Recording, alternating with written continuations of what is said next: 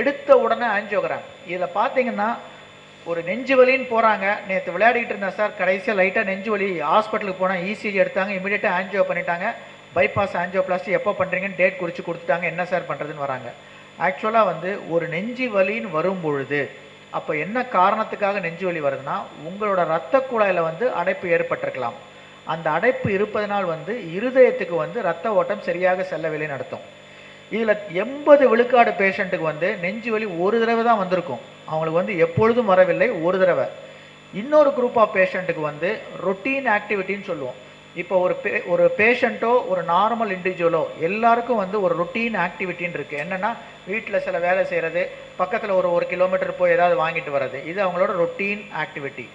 சில நேரங்களில் அந்த ரொட்டீன் ஆக்டிவிட்டியை தாண்டி வேகமாக செய்யும் போது, இல்லைனா ஒரு மேரேஜ் ஃபங்க்ஷன், உடனே வேகமாக வந்து ஒரு 2 கிலோமீட்டர் நடந்து போயிட்டு 3 தடவை படிக்கட்டு ஏறி இறங்கும்பொழுது அவங்களுக்கு மைல்டாக நெஞ்சு வலி இருக்கும். இதற்கு காரணம் வந்து இரத்த ஓட்டம் வந்து அவங்க ஆக்டிவிட்டியை அதிகம் செய்யும் பொழுது அந்த ரத்தம் வந்து அவங்க உடலுக்கு, அதாவது ஹார்ட்டுக்கு வந்து பத்தலைன்னு அர்த்தம்.